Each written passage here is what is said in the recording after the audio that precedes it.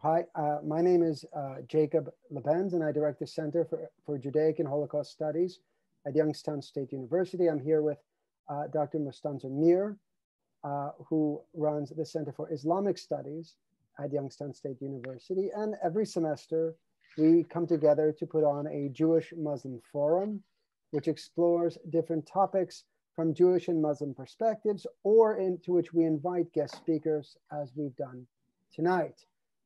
Our guest speaker tonight is Armin Langer, who I've met in Berlin and has become a friend. He was born in Munich and raised in Vienna and the Western Hungarian town of Sopron, which I'm surely mispronouncing. He moved to Sopron? Yeah, that was right. Yeah, Sopron. And he moved to Berlin in 2013. He studied philosophy and Jewish theology in Budapest, Jerusalem, and Potsdam, Germany. He is now at the final stages of completing a PhD in sociology from Humboldt University in Berlin and rabbinical ordination from the Reconstructionist Rabbinical College in Philadelphia. Among many articles and interviews, Armin is the author of Ein Jude in Neukölln, Mein Weg zum Miteinander der Religionen, A Jew in Neukölln, My Path to the Coexistence of Religions, and Fremdgemacht und Reorientiert. He is the editor of this book, Made Foreign and Reoriented. We also have to thank Armin for hosting YSU students in Berlin. I brought a group of students last summer, about 11 students last summer, to Germany, the Czech Republic, and Poland. And Armin was gracious enough to host us and introduce us to some of his work there. Armin is here to talk to us today about Jewish-Muslim coexistence in Berlin. He served since 2013 as the coordinator of the Salaam-Schalom Initiative. And it poses an interesting question, right? The Jewish community in Berlin was rebuilt after World War II. Many of the Jews who rebuilt this community were not initially from Germany. And we see beginning in the 1950s, successive waves of Muslim immigration and Jewish immigration to Germany. So we have these constantly developing these communities and expectations around them of being foreign in very different ways or close in very different ways, and expectations that they may be, particularly after this in the second half of the 20th century, that they will be antagonistic towards one another. But I could give my take on it, which would be far less interesting than Armin. So without further ado, I give you Armin Langer. Thank you so much for the kind introduction. Hello, everyone, again. It's good to see you. Hope you are all doing well and keeping safe wherever you are. I'm very happy to be here tonight with you. And yeah, I mean, we were supposed to have this talk a few months ago, but then the pandemic came and lockdown and everything else. So unfortunately, until today, I have not had the pleasure to be in Youngstown in person, but hopefully I can make up for that one day. And I'm very happy for the opportunity to have this event on Zoom. I think that's great. Especially since right now I'm in Germany, you are in the US, and still we can make this happen. That's great. That's something I wanted to appreciate. Also, it was for a second, Jacob, I forgot that you actually had copies of my books, and I was so surprised to see them on the screen. And that was a pleasant surprise. It's a good sign that you kept them and haven't sold them yet. Okay. Now, before I would speak about Jewish-Muslim alliances and rivalries, because I promise you to speak about both, about competition and also the potentials of a cooperation between Jews and Muslims. I wanted to say a few words about the Jewish and Muslim populations of Europe in general, and also the political environment in which we are right now, because these are all factors which you have to keep in mind when we are speaking about Jewish-Muslim alliances. So just for the record, in case you did not know, there are over 700 million people living in Europe. When I speak of Europe, I mean Western Europe and Eastern Europe till the Ural Mountains, so till the western part of Russia. I also count sometimes Turkey as part of Europe and the Caucasus region. For the record, because I will keep using this term, I just wanted to clarify that what I mean under that term. Now, the majority of Europeans identify as Christian. Many of them identify as Protestant Christians. We are going to speak about them later. Many of them as Catholic or Eastern Orthodox Christians. But the second largest religion after Christianity is Islam. And there are a few countries where the majority of the society is Muslim and has been Muslim for centuries. These are countries such as Albania or Kosovo and Bosnia, of course, and other countries more towards the southeast. But we are going to speak today mostly of Muslims in Western Europe, especially in Germany, as you'll see.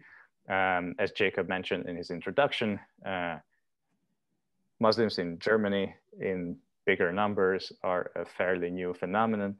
There have been Muslim communities in Germany for over a century, but we have records of Muslim communities in Berlin already from the 1800s. But the Muslim community substantially grew in the second half of the 20th century. And when it comes to Jews, the Jewish community is much smaller. The whole continent altogether has between 1 and 1.5 million Jewish inhabitants. I'm one of these 1.5 million people. It's of course a tiny group of people. In the US alone, there are more Jews than in all of Europe. The biggest Jewish community today is in the United Kingdom. The second biggest is in France, and the third biggest is in Germany. And again, as to refer back to what Jacob just said, the Jewish community in Germany is fairly new despite its historic origins. Jews have been around in the territory, what we call today Germany, for over a millennium, but the overwhelming majority of Jews today in Germany are not German Jews by descent. They are immigrants or children of immigrants or grandchildren of immigrants. Most of them came from the former Soviet Union, from Ukraine or Belarus or Russia.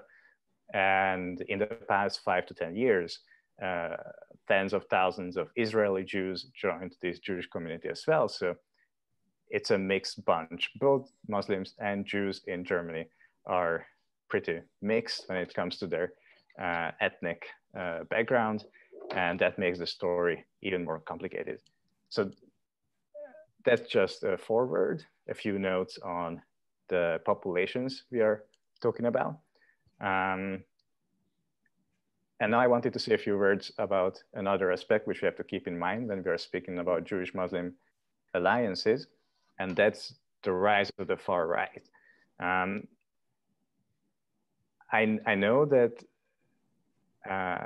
many in America and the US are now occupied with their own problems when it comes to far right and white supremacy, right-wing populism, but Europeans, we have our own problems in that matter too. I brought you a map with all the European countries and the representation of far-right parties in the individual countries. And as you can see on this map, there are probably only 4 or 5 countries where there is no far-right party in the parliament, where the far-right is not in power or not supporting the government. And I would add that this picture, I took it from Wikipedia, and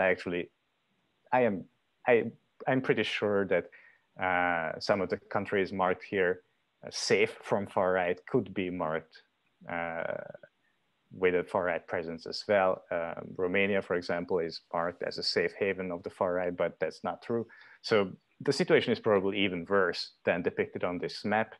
Actually, today, there is a larger presence of far-right parties throughout the European continent than ever before since the fall of Nazism.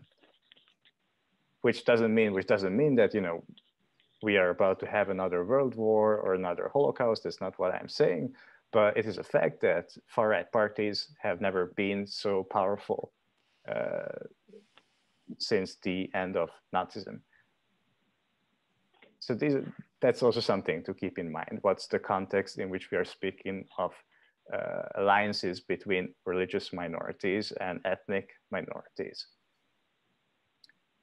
And these far-right parties, which gained power, especially in the past few years since the beginning of our century, the 21st, are a bit different than traditional far-right parties. And I will now give you a few examples why I believe that. Now, this is a poster that is used by the party AfD. Some of you might be familiar with them. They are a right-wing populist party in Germany. They are the first far-right party in Germany that managed to enter the German parliament since the Nazis, which again doesn't make them Nazis, but they are the first far-right party that managed to enter the parliament since the 1930s. And what makes them different to other far-right parties which existed in the time period between Nazism and the entrance of the AfD to the parliament is that they act as if they were on the side of certain minorities, certain marginalized groups that the far-right traditionally opposes or criticizes. So here, for example, on the picture you can see, they depicted a gay couple who claim that they will not be friends with Muslim immigrants because for them, their love is a deadly sin. You can read the translation of the poster underneath the image. So what's the message here?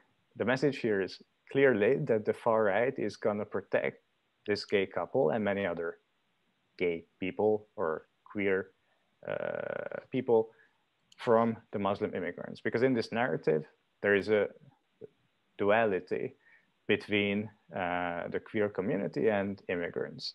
And the far right acts as if they were the solution to a problem which they depict as a problem of immigration.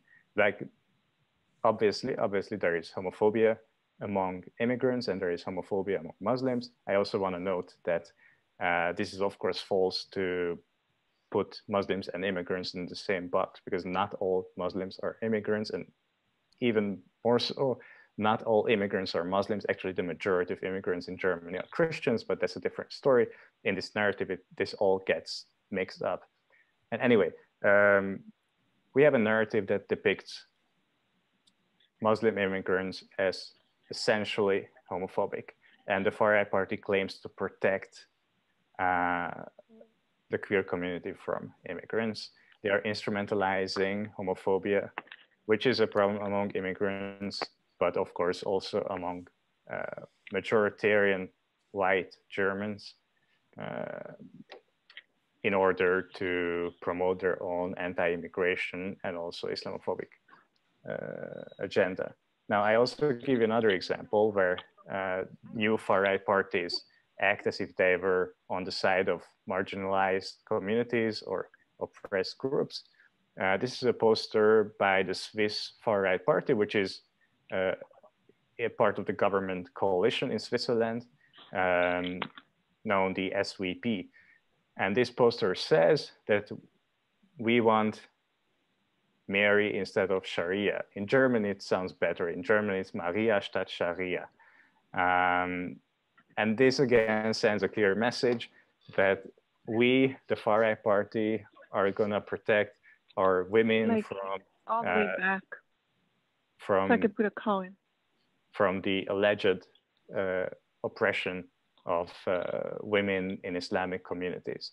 And to this narrative also belongs the assumption that immigrants would be abusive, that they would commit sexual abuse, etc., etc. Even though, I mean, there are facts and there are studies which prove that sexual abuse is in almost all the cases something that happens in your own domestic environment. It's not something that will happen on the street and committed by a third person. It's in almost all the cases committed by your own partner, by your family members and close, very close friends, boyfriends, or whatever, husbands, and it's not committed by a third person. But still in this narrative, the far right will claim that they will defend you from the foreigner, from, yeah, in this case, it's pretty clear, from the Muslim foreigner. So, and besides instrumentalizing homophobia and misogyny, there's another resentment which this new far right claims to fight against, and that's anti-Semitism. So here, for example, you can see a poster by the AfD, by the German right-wing populist party, that claims that the only party that takes anti-Semitism seriously is the far-right party, is the AfD. It's also very exciting that they explicitly mention so-called left-wing anti-Semitism and so-called Muslim anti-Semitism on this poster, but they forget to condemn far-right anti-Semitism. I mean, obviously they don't speak about that because that could backfire.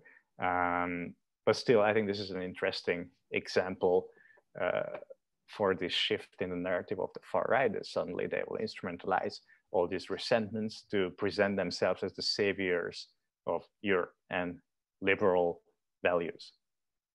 Okay, so I spoke now a lot about context, but I actually want to say a few more words before we would start speaking about Jewish-Muslim alliances. Now, besides the far right claiming to be the savior of gays and women and Jews and gay Jewish women, there are also other reasons to think critically about narratives on anti-Semitism and Islamophobia in Europe. And that's the fact that anti-Semitism and Islamophobia, resentments against Jews and Muslims, are extremely intertwined. There are studies, I just brought you one here, conducted by the University of Bielefeld in Germany in 2016, which proved that those who believe in anti-Semitic stereotypes are more open to Islamophobic resentments as well. You might recall that in the past few years, there were demonstrations, rallies against an Islamic takeover all over Europe. Tens of thousands of people gathered on the streets in Germany, in Austria, in Switzerland, in the Czech Republic, in Denmark, in the UK, and they were all protesting an alleged takeover of Europe by Muslim immigrants. This was all happening around the so-called influx of refugees in 2015 as a result of the Syrian war. And in those years, there were all these mass rallies, and they claimed, according to their manifest, to defend the Jewish Christian values of Europe. And even though these people were marching to defend the so-called Jewish Christian values of Europe, according to this particular study by the University of Bielefeld, actually most of them were anti-Semitic as well. So they might have claimed to defend Jewish interests in Europe against the so-called Muslim invaders, but they were not less anti-Semitic than Islamophobic. There are also other studies on this. The Pew Research Center did a study on this last year or 2 years ago, and they came to the same result. And besides that, we also have evidence from the past months. For example, you might recall that a year ago, in October 2019, there was a far-right terror attack in the German city of Halle, which is in the former East Germany, where terrorists tried to enter a synagogue and tried to kill all the 80 people who were praying there during Yom Kippur, during a high holiday of the Jewish calendar. He failed to enter the synagogue because he could not open the door. It was a top level, high security door, and he did not manage to enter the synagogue. So instead, he ran into a Turkish restaurant and he shot people there. And this was not a coincidence. So he told later that he wanted to go and kill Muslims. If he couldn't kill any Jews, then let's kill some Muslims. That's just one example of how anti-Semitic and Islamophobic thinking are connected. And besides, as you can see on the bottom of this slide,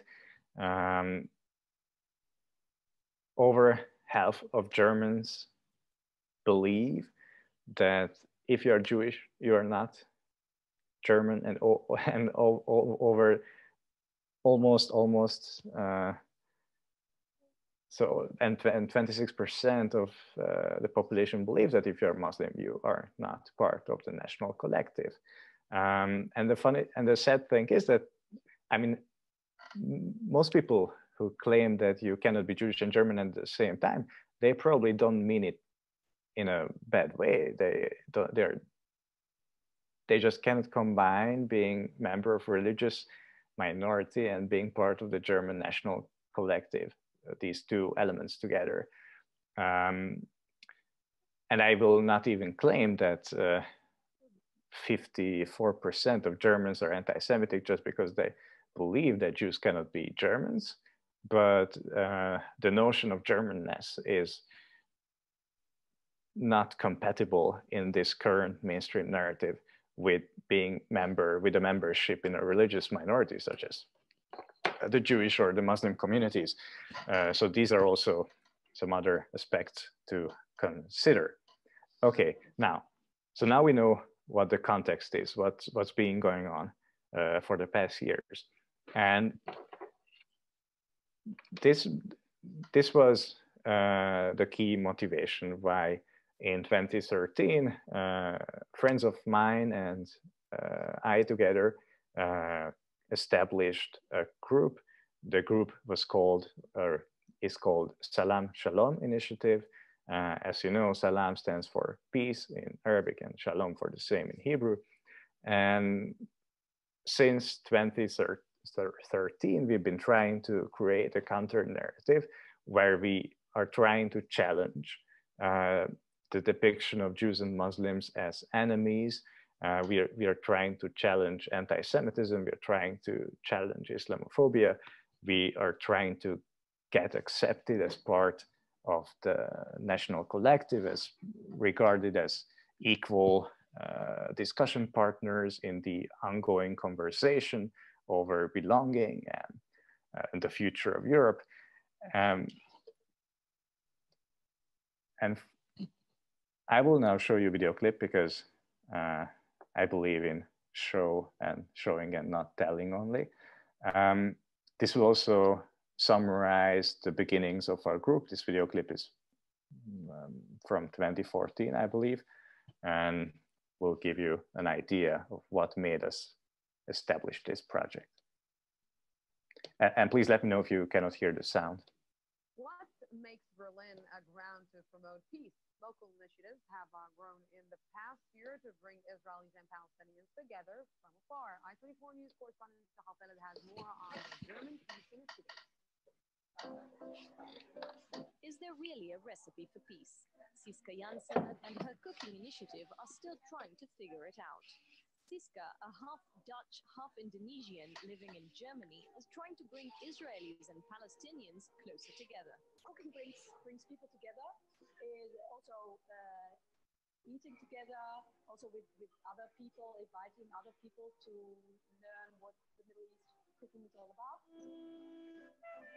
The Cooking for Peace initiative aims to connect Israelis, Palestinians, and other nationalities by focusing on similarities like food rather than political differences. I don't believe a lot in politicians anymore.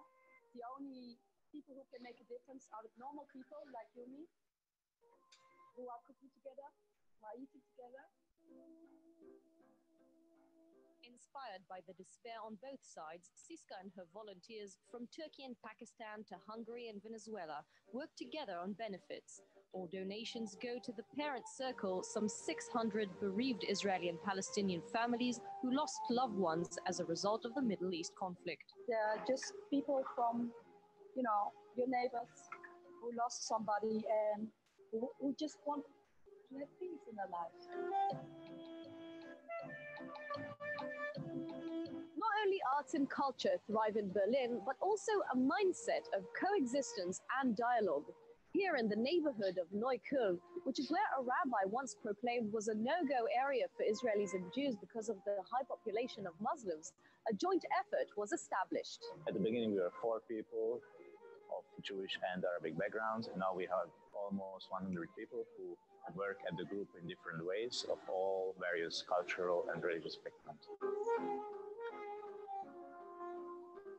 Armin Langer's Salaam-Schalom Initiative, celebrating its 1-year anniversary, tries to address issues of both conflict and coexistence. Ido from Israel and Laila, who has Palestinian roots, both take part in the project. In Germany, sometimes you can see the similarity between the Jews and the Arabs more than you can see it in Israel. There's really a systematic separation and differentiation of the two communities. You never interact with the other person, so you will always see him as the other and not as a person like yourself, having the same wishes, the same thoughts and feelings. Intentionally focusing on the so-called other, they believe starting a dialogue between people in Germany, of all places, is the right way, if not the solution itself. We try to make a good society here and a good connection here in Berlin. I think it's also really important if you start talking together, not to do it on the political issues at first, because you always have a different opinion. No matter how close you are, you always have a different opinion. So you have to start off at another level. And to those who call it naive or euphoric, Armin has an answer. These conflicts don't exist in Berlin. We build the bridges instead of the walls.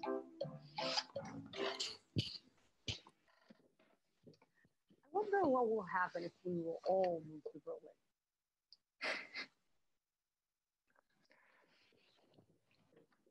Hope you enjoyed that. That's a good question at the end.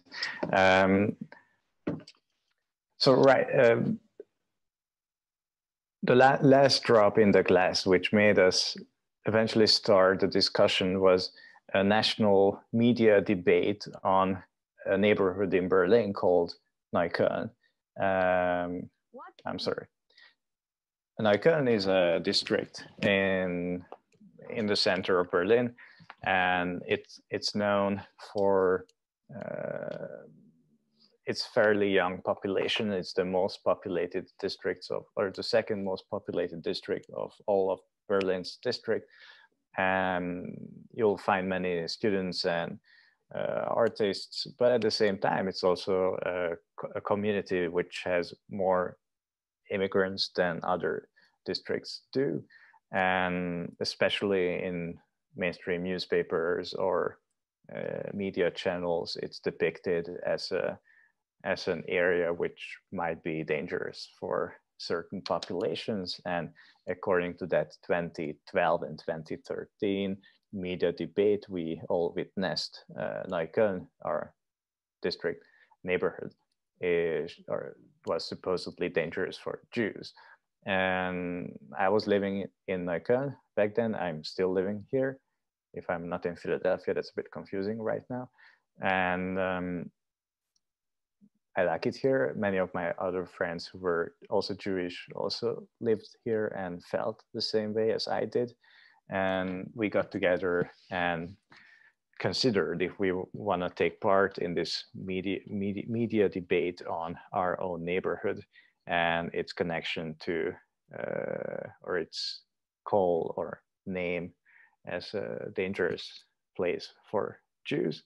And that initial discussion between a few Jewish friends who happened to live in the same neighborhood led to the establishment of the initiative later on with Muslim friends of ours. Then suddenly mosques and churches and synagogues and other organizations, cultural and religious and political organizations joined our group. And since 2013, it has grown a lot. I have to say that, so even though I was very active at the beginning, I'm less active at this point. There has been fluctuation as in any other initiative. So many of the people who we are seeing on these video clips are still around, but others are not as active anymore. Myself included, I'm now more responsible for the theoretical part of alliances than the practical one, but I am still very happy to speak with you about my years of activism with the Salaam-Schalom Initiative. So on this slide, I just brought you a few examples for how we were trying to hijack the debate and to present our counter narrative. The screenshot on the right side on the top is from a video clip we shot with Jews and Israelis living in our neighborhood. That was our first action, the first project we did. And back then we were more of a Jewish group than a Jewish Muslim group. So that developed as time went by. And the first project was more or less about this media debate and how we perceived that as people who were Jewish and actually living in that area, which was prescribed or described by many journalists as a no-go area for Jews. Underneath, you can see a screenshot from another video clip that was taken, that's from an interview which was conducted with a Jewish and a Muslim member of our group who were living together. They were not a couple or anything, but they were roommates. And that again was supposed to show how counterproductive the narrative of a Jewish-Muslim animosity can be. There is nothing spectacular about a Jew and a Muslim sharing an apartment, but this is something which was made spectacular by us because we thought that that will prove a point that this whole discussion on Jews and Muslims being enemies and Jews being saved by the far-right party and others who claim that it's just nonsense and we do not need to be saved by anyone. We initiated these small press conferences in this one apartment where this Jewish woman and Muslim man were living together. Another project of mine rather than ours was a book I wrote in 2016. It's on the left side on the top. And I gave the book the title A Jew in Neukölln on purpose to make a point, to make a standpoint clear that I live here and I'm Jewish and that's cool, normal, and there is nothing to see here. This whole discussion about our district being dangerous for Jews or queer people or women or whatever, and this whole dualism which is being constructed is something that we do not accept. Life is just less exciting that it's often portrayed. So since 2013, the initiative has had several flash mobs and events, podium discussions, online campaigns.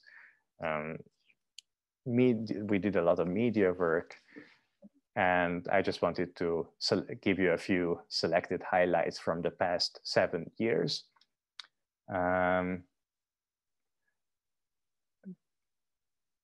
there is a great German word which I want to teach you because it's very useful, and also it's a word that describes our personal motivation. The word is Zusammengehörigkeitsgefühl, which could be translated in English as a feeling of belonging together. And this is a feeling which we want to transmit, that despite our differences in cultural, ethnic, religious backgrounds, we all share this city. We live in, not even city, we all share this district. We share the district, the city, the state, the country, the continent, maybe even.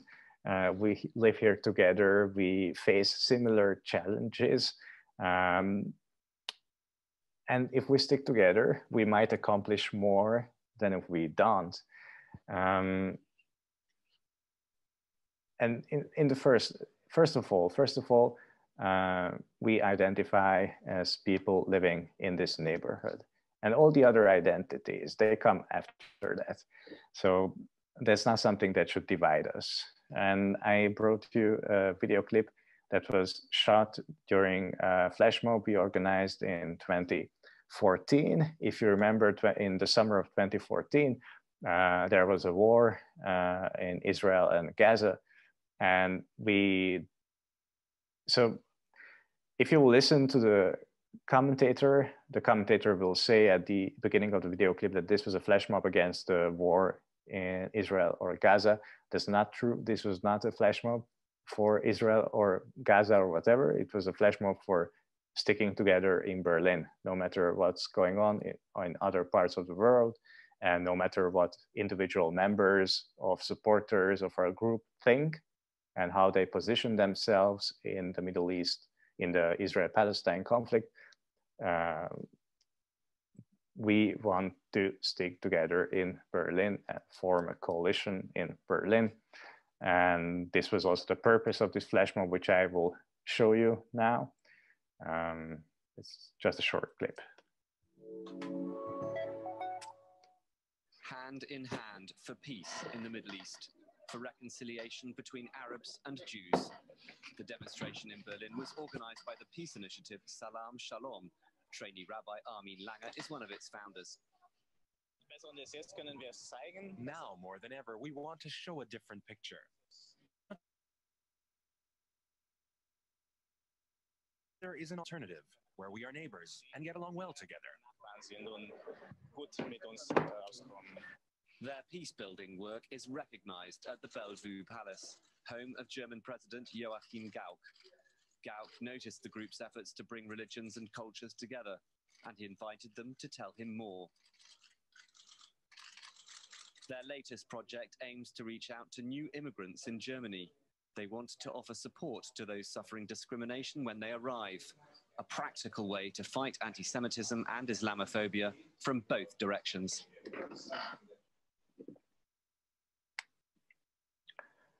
Right. I mentioned that the commentator will not state our purposes entirely truthful. And that's been actually one of the main challenges, as I can tell you, how to communicate our goals clearly, because there is what we are saying and what we're demanding is one thing, but what the journalists understand, that's another.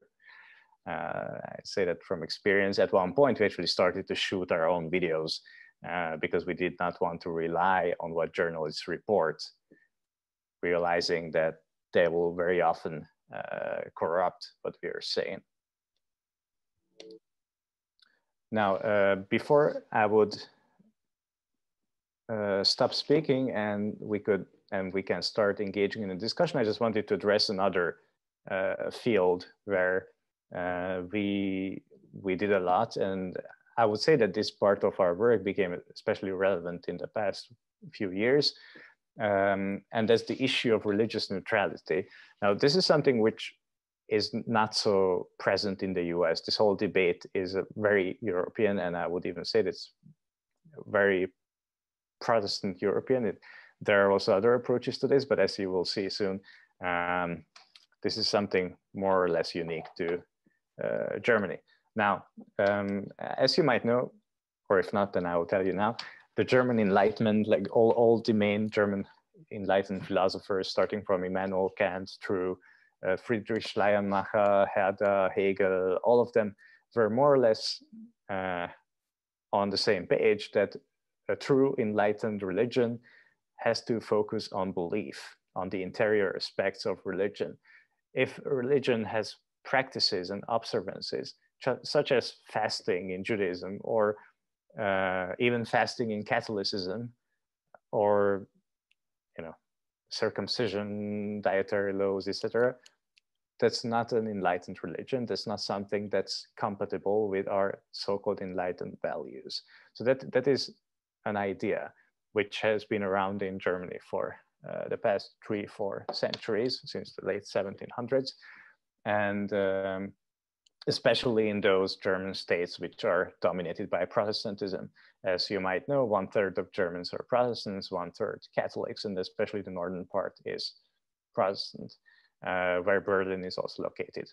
And since the different, as you know, for centuries, the religion of the ruler also defined the inhabitants of the population. So if the rulers were Protestants, then the inhabitants of the state were also Protestants, etc., and so forth. And in Berlin, for example, it was forbidden to build Catholic churches that were visible on the streets till the end of the 1800s. And you could find laws discriminating Protestants in the South, which was more Catholic and is more Catholic till today. So there have been these differences. And either way, till today, discussions on religion are very much influenced by what German enlightened philosophers wrote and how they imagined the role of religion in the public sphere. And since all these philosophers I just mentioned were actually Protestants, and most of them came from pietist families, which is a stringent stream of Protestant thought, they reproduced these Protestant ideas. And as a result of this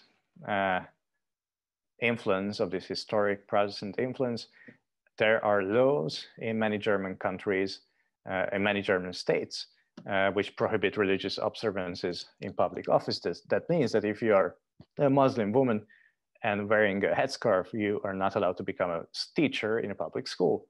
Or if you are a Jewish man wearing a skull cap, you will not be able to serve as a police officer, etc., etc. So once you are expressing your religion in public, like a Jew who follows normative Judaism or a Muslim who follows normative Islam, you cannot represent the state because the state has to be so-called neutral.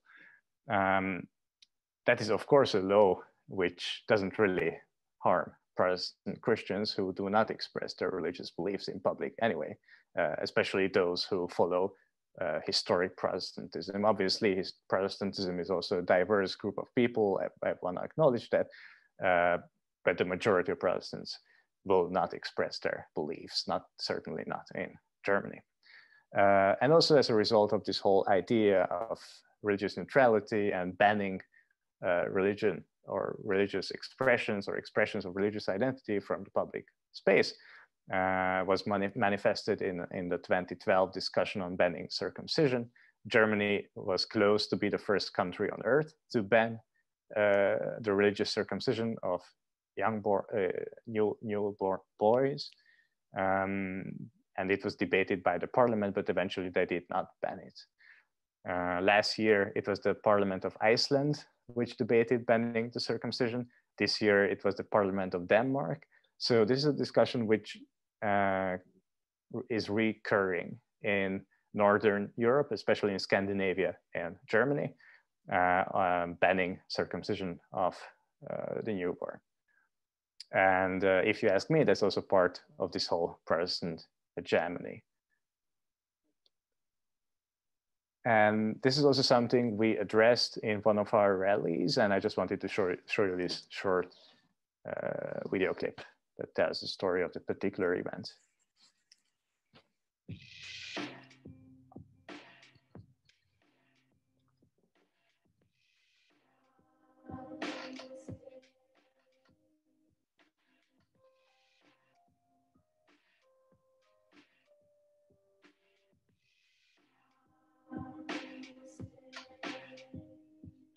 wünschen uns eigentlich eine Gesellschaft, in der das möglich ist, auch mit Kopftuch ein Amt jeder Art ausüben zu können, weil wir eigentlich der Meinung sind, dass man qualifiziert ist durch das, was im Kopf ist und nicht das, was man um den Kopf trägt.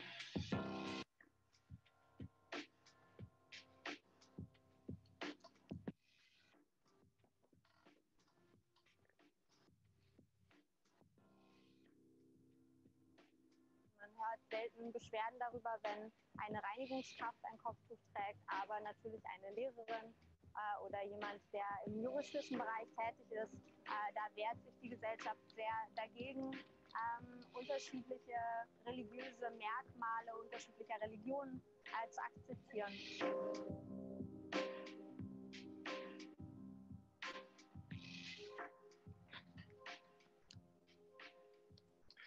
I like to show this video clip because this was one of the few cases where we actually achieved something very concrete, and we're not only complaining and demanding, but also receiving something for our demands. That has not often been the case.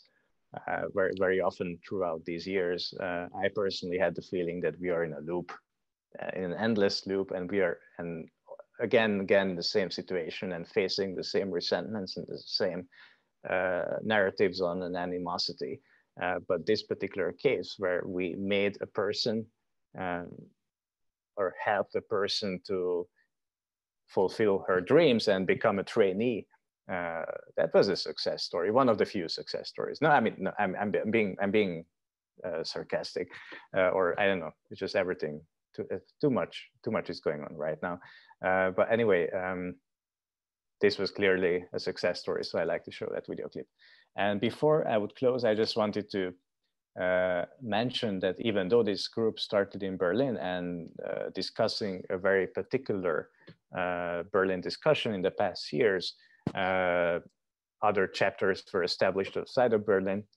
And all these chapters, whether they are in Germany or outside of Germany, have had pretty different agendas and projects and approaches to the same issue, how to achieve solidarity and coalition between the various religious and ethnic and cultural minorities, and how to make them get a voice and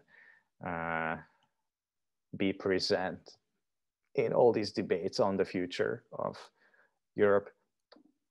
I am happy to talk more about the individual chapters if you're interested, but at this point, I would just say thank you for listening, and I'm really curious to hear what you have to say.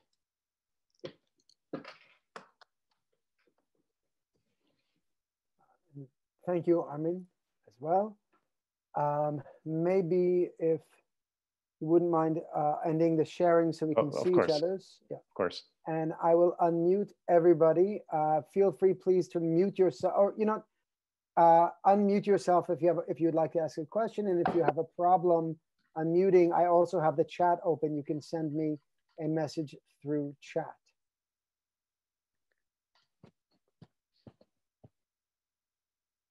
I'll ask a question. So if a chapter were to start in, let's say, in Youngstown, where would you suggest it begin? In what venue? And with how would it get started other than just people, grassroots? That's a great question. I mean, I personally believe that if there are people to start with, that's already great. Like, I do believe in grassroots organizing, and it might feel, I mean, it's definitely more work and less money. We, for example, we have never received any funding. So everything we did in the past 7 years was voluntary. If we had any expenses, we covered it. And that's something you have to keep in mind if you are working as a grassroots organization. But it also gives you more independence. And for us, this has been an ongoing discussion: whom to cooperate with, and which synagogue or which mosque or which church or other religion to address. And we did that several times in order to, reach more people, have a better outreach. It was most of all an outreach issue, but also to address people who might be more conservative or more traditional or whatever, and maybe less interested in interfaith alliances or the whole idea of sitting together with people from another social group. So I certainly think it's a great idea to cooperate with established organizations, but when it comes to the chapter itself, I think having a group of friends as a start is probably the best way to handle this. I know that in our community, we have had relations, Jewish-Muslim relations, and we look to start a women's group. It started in Israel with Jewish and Muslim women, and it was called Cooking a Dialogue or something. And they got together, they shared food, they talked about their backgrounds, their families. That's what they connected on, things that were similar. So we thought we would start one here, and we did some outreach. And the problem was we ran into a roadblock because we were mirroring what they were doing in Israel, and we were and the mosque was, told the women that they could not do anything with us, not because we were Jews, but because it was a program that came from Israel. That was the roadblock, which we had to respect. So it did not get off the ground. So, I'm wondering where you started. If you started in the organized Jewish community, it might not move forward. Yeah, we did not start there. Wow. And also I have to tell you that our relations with the organized Jewish community have never been great. And also with many Muslim communities have not been great. So this is not, it's not a black or white story. We have many friends in the established Jewish community and in established Muslim communities, but there are also many people who are skeptical of our work. So I'm not sure if you have ever heard of the Sisterhood of Salaam-Schalom. Yes, I do. I know the woman who founded it. Right, because that's grassroots. Right, and they are doing something similar as we are doing, but it's an organization only for women, only for Jewish and Muslim women. Correct. And they are based only in the US, but they have chapters all over in so many cities and states. I don't know, maybe that could be interesting for you as well. Yeah. As you said, you are a group of women. Maybe getting in touch would be a first great step. And I know them, and our initiative has been in touch with the Sisterhood for years. We know them, they know us. I would encourage you to get in touch with them. That I came and listened to you, and then I could reach out to her. Okay, thank you. Oh, Paula just wrote that Sisterhood of Salaam-Schalom has groups in other countries as well. I didn't know that, but that's great news.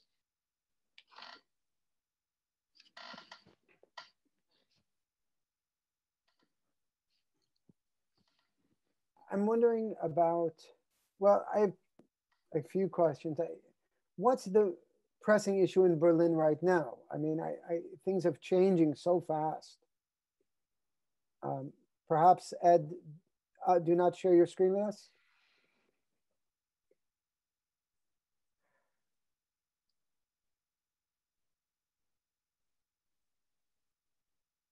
Okay, I will just go on and answer ignore the shared screen I see now. Yeah.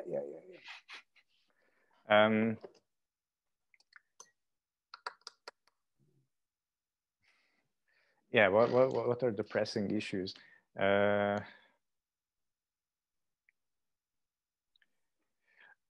I mean, so, okay, right now it's COVID-19, like everything is about COVID-19. But besides that, if there were no pandemic going on,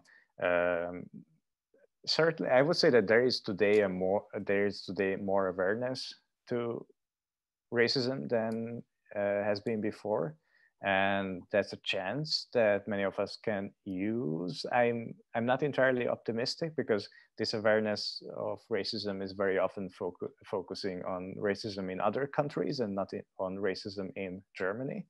Like if you're listening to German radio stations or reading German newspapers, they will cover the Black Lives Matter protests in the US, very detailed, and also racism in France and other countries, but they will not really report with the same enthusiasm on racism in Germany. But yet still, I believe that we are now in a moment where we could hijack the discussion to speak about the non-recognition of ethnic minorities as members of the national collective. To me personally, that is a pressing issue, because Germany is today a country of immigration.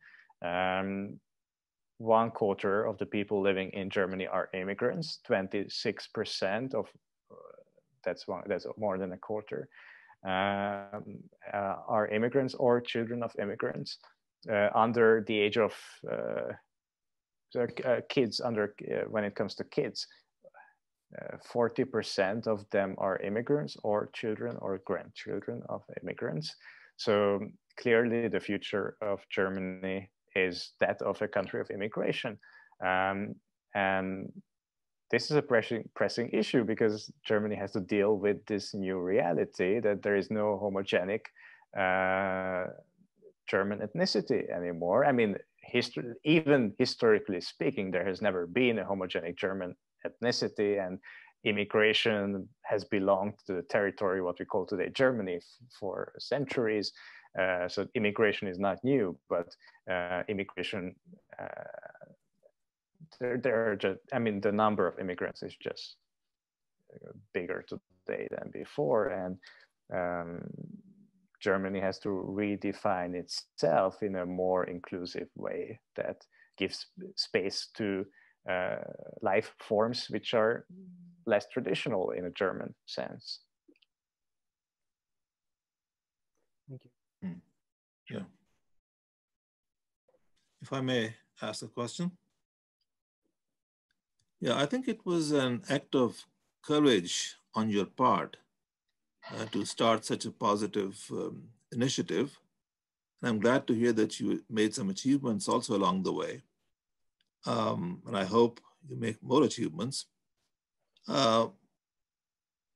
See, act of courage, especially in the face of the odds and opposition that you might face. And I think you referred to it yourself also, that the reaction from the Muslim community and the Jewish community, from some quarters of these two communities at least, is not very, very positive.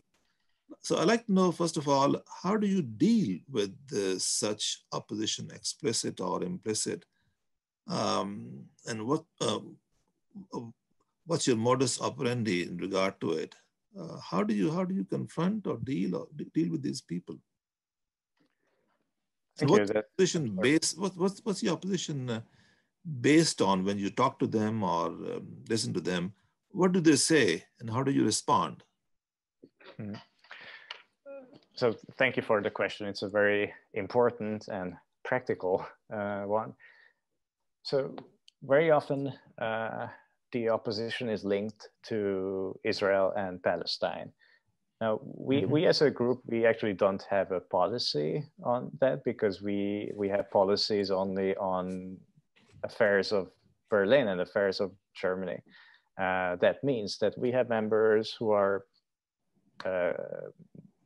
so-called pro-Israel, we have members who are so-called pro-Palestine, we have members who are pro this and pro that, and we have members who are neither nor, or who just don't care. We have anti-Zionists among us, we have Zionists among us, and we have everything in between. And that is our policy, not having a policy. And that's something that is not well received by everyone, especially by those who have a more radical position in any of these camps. So we have received criticism as being white, or as we were accused of whitewashing Israeli occupation in the Palestinian territories. We were also accused of being anti-Zionists for not condemning anti-Zionism. And so we were accused of everything possible. We actually organized a trip to Jerusalem last year, and a trip for young adults who were either Jewish or Muslim and have never been to Jerusalem before. And that was that it's funny, for years we were accused of being a group of BDS sympathizers, and then BDS condemned us for organizing the Jerusalem trip. So it's a lot going on. And how to make them happy? I don't think you can make everyone happy. They're just people who will dislike you and criticize you and try to break you. I don't think we have ever tried to find a compromise with them. There are people whom you can't find a compromise with, and that's my personal opinion, at least. But I'm open to other ideas. There are just people who are too invested in their own political position to open up and to listen to other explanations of the same happenings. Can I ask a follow-up on that? Because I'm curious, the opposition is in some ways predictable, right? From a conservative Jewish establishment worrying about anti-Zionism, from a BDS camp worrying about sympathy for Israel, everything you've mentioned. But there's also sort of what I found in doing my own work, not really in Youngstown, because my role here is institutional. But before I came to Youngstown, when you start doing grassroots organizing, sometimes the opposition simply comes because you're doing something that somebody else wishes they were doing, right? And meaning, is there within the Jewish community, organized Jewish community as Muslim communities, sort of almost competitor interfaith organizations? And where does the work overlap and where does the work compete? Or perhaps even in perspective, right? Okay, thank you. That's another great question. So many great questions today. Right, so there are interfaith projects in mosques, in synagogues, provided by the Jewish and Muslim establishments or communities. I think the key difference is that these projects are always non-political. Like they focus on religious topics, on theological discussions, and they will not address anti-Semitism or Islamophobia. And if they address anti-Semitism or Islamophobia, they will address them separately and not together. What we did, and I believe that was unique to us, is to address these resentments at the same time, and as a group of Jews and Muslims, and also allies, because we do have members who are neither Jewish nor Muslim, addressing these resentments at the same time and pointing at the intersection of these resentments as at the overlap and common traits. And that is something which the established communities have not done before us. And when it came to events, what the establishment offers, such as theological discussions, we actually do cooperate with them.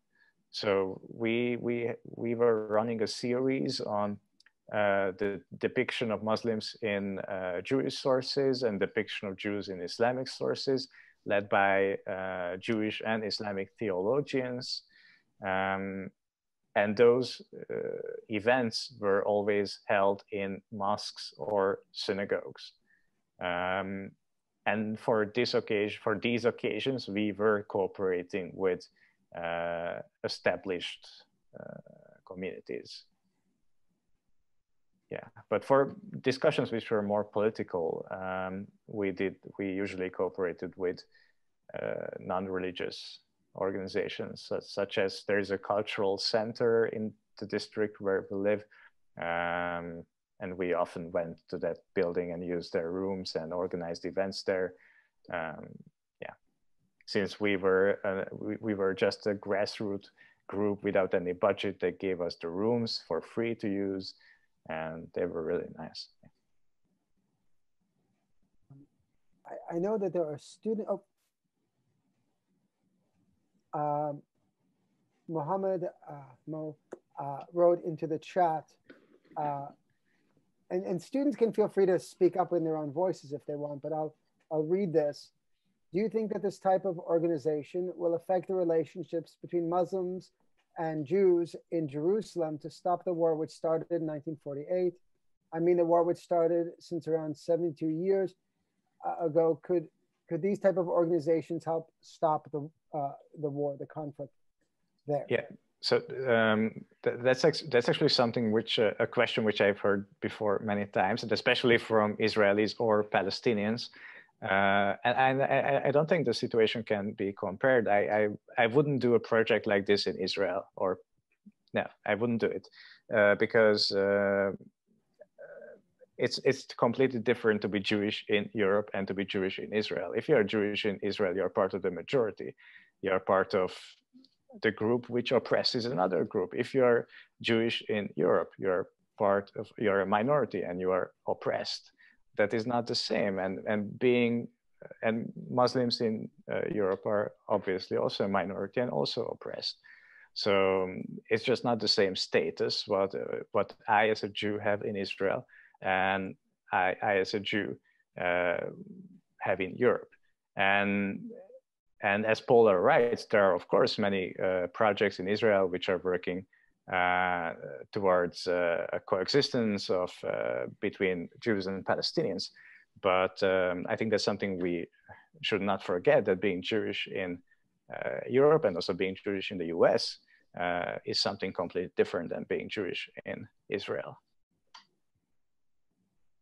from a political point of view. Yeah. I'm sorry, go ahead. No, go ahead. Go ahead, please.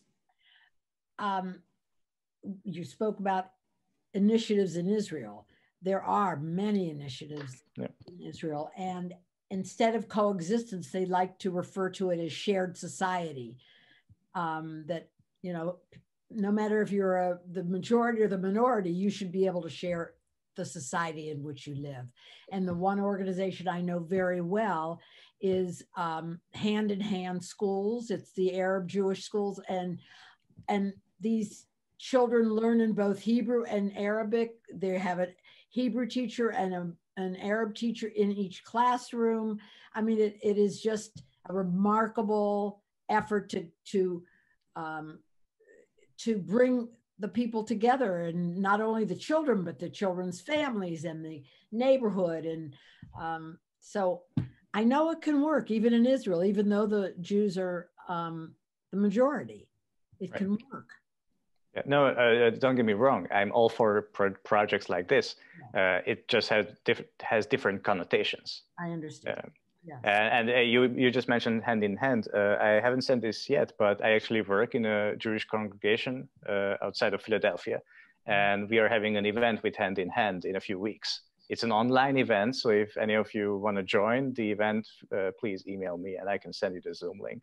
I've been to a few, and I've visited the schools when I'm in Israel, and also brought a Jewish personnel from the schools came to the States and went around and spoke. So yeah, it's wonderful.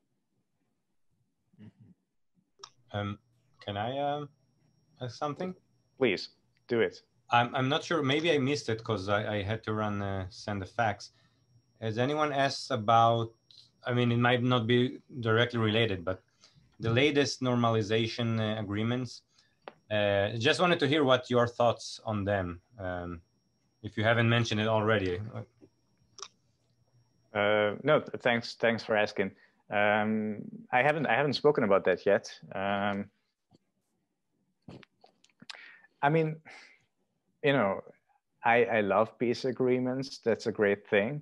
I'm not so even if I'm not so keen on the politicians involved in this particular peace agreement, of course I'm happy about that.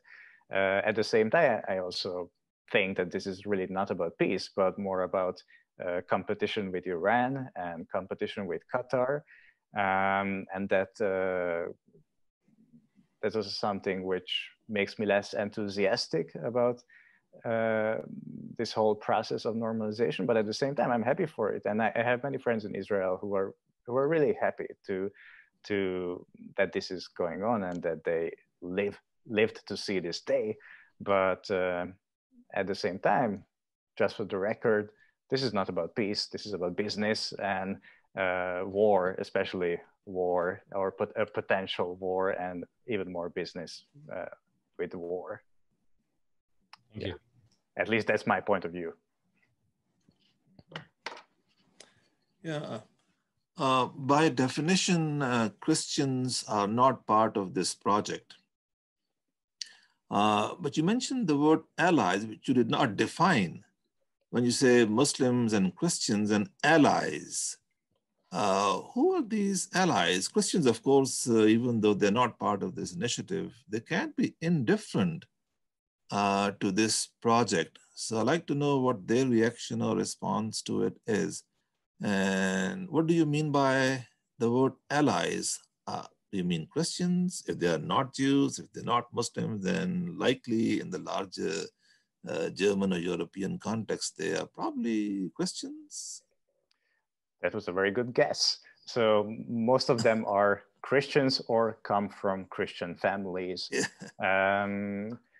But I would say that even among those who are our allies or who work with us on a regular basis and come from a Christian background are very often immigrants. Like I mentioned this before, that the majority of immigrants in Germany are Christians. The majority of immigrants in Germany come from other European Christian-dominated countries, especially from Poland or Romania or Bulgaria. And many of our volunteers or activists are from these countries or other Christian majority countries. And they join us because they agree with our goals, because they believe in a more pluralistic and more inclusive German society, and they want to contribute to that. And we also have some members who are not Christian, or we also have a Hindu. We are very proud of him. We have one Hindu. So anyway, we are open to all. But the core is Jewish and Muslim, and even those who are neither Jewish or Muslim have very often an experience of migration in their families. But that's not a must. Like everyone is welcome. And when we are organizing public events like a discussion, podium discussion or something like that, most people who show up are actually white majoritarian Germans, because they're interested in, because they believe in the same ideas what we believe in. You said that you deal with the theological issues in your meetings, not political. That's understandable. But on the other hand, do you deal with historical subjects also? Because see, the common perception is that Jews and Muslims are opposed to each other, in conflict all the time and so on. But it so happens that our present conditions our understanding of the past also. We are fighting today. You tend to think that you've been fighting all the time throughout history. But during a large part of history between Jews and Muslims, relations have been quite cordial also. They have not always been fighting. Historically, there have been good times and there have been bad times, but they have not always been in conflict. And there is a history of coexistence actually between the two communities as well. So do you deal with these topics as well? Yes, certainly we do. Also to learn from those experiences. Yeah. I mean, I personally, I'm not a big fan of the narrative that depicts, Muslim majority societies as a haven for Jews. till the establishment of the State of Israel, because that is one narrative which I've heard before many times, that, you know, in Muslim Spain, Jews lived the best days of their lives. And that is just not true. Like, Jews were never treated as equals in Muslim majority societies. They were always second-class citizens. But on the other hand, of course, they were not as much oppressed as in Christian majority societies. And compared to that, it was the best days of their lives. But still, second-class citizens. So I'm always very careful when speaking of these historic examples. But this is certainly something we can learn from. And this was also an inspiration for many Jews in the 19th century, and who then felt a connection to Muslim Spain, for example, or Andalusia, and started to build synagogues which looked like mosques, and wrote poetry which resembled medieval Spanish or Arabic poetry and stuff like that. So that was part of our history too. And these are also discussions which we are having. Yeah. How do you see the trajectory of anti-Semitism and Islamophobia in Europe? How's it going to play out? That's a good question. I mean, we are trying to do our part against them. But, you know, these resentments have been around for a long time.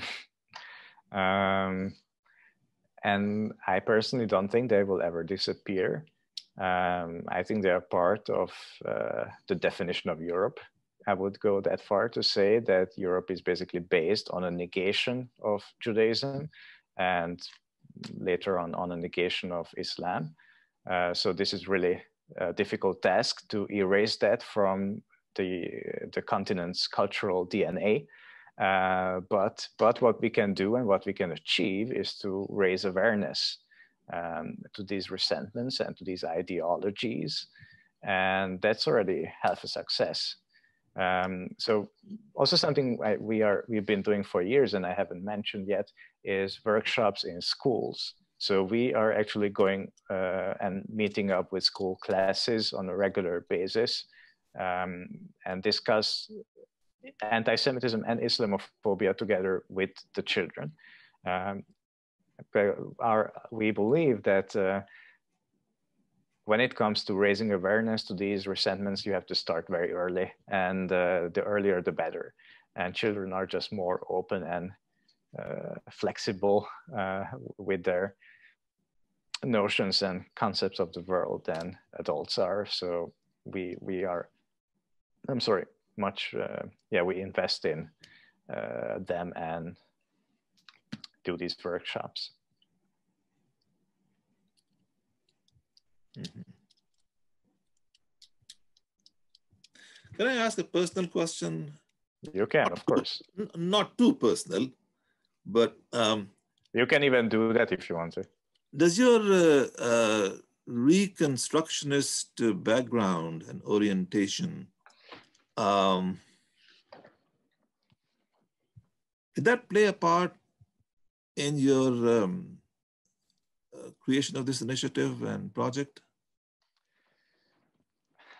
That's a very good question. It certainly does. But the thing is that when I started this, I did not identify yet as a Reconstructionist Jew. I'm not sure how familiar you are with Reconstructionist Judaism. I know a little bit, yeah. It's an American Jewish movement. It's yes. Mordechai Kaplan. Exactly. And there are just a few Reconstructionist Jewish communities in Europe. Actually, the first community in Germany was established just a few months ago. So I have never been to a Reconstructionist community in Europe. The first Reconstructionist community I visited was in the US.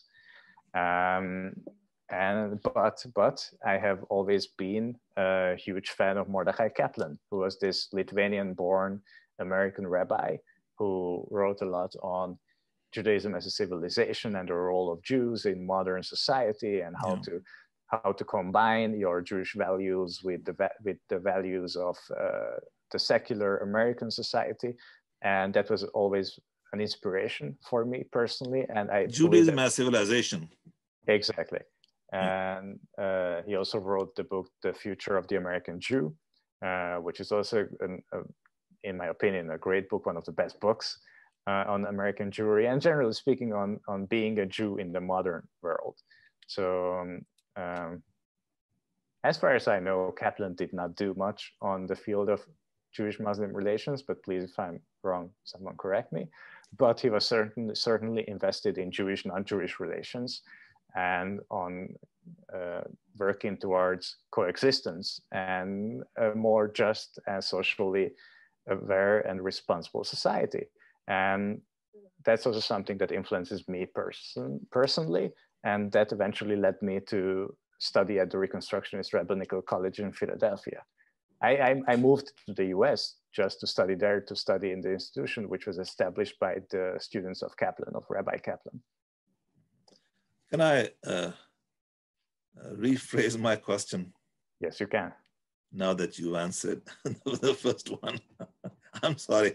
You said you were not a Reconstructionist when you started this movement, but now that you are one, does that reinforce your commitment to this project? Absolutely, it does.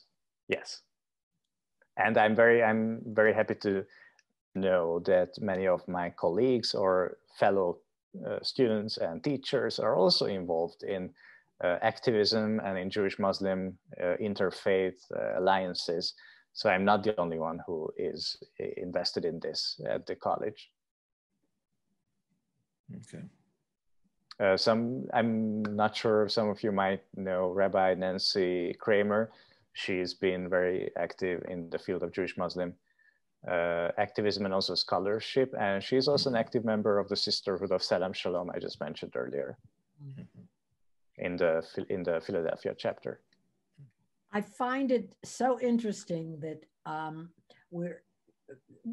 the Jewish community or world or people are involved in Jewish-Muslim dialogue, in Jewish African-American dialogue, in Jewish Catholic dialogue. What is it? I mean, could somebody explain?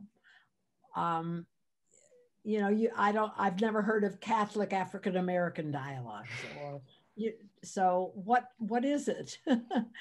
That it's a lot of work for a small Jewish world to do to repair the world. Jews like to talk. No, it's I mean, I'm pretty sure that there are also Catholic Muslim dialogue groups, not only Jewish Muslim dialogue groups. I'm actually not aware of that, but I'm pretty sure that they exist. It's just my frame of reference. I wanted to comment. Same for me. I mean, thank you very much for being with us today. I know. Thank you so much. Thank you so much. It was wonderful. Thank you. Thank you so much. The hour's getting late in Berlin. We won't keep you forever, but I thank you very much. And I will be in touch shortly. Thank you all. This was a pleasure. I was very happy to be here. And thank you all for joining. Thank you. Enjoy the rest of your day.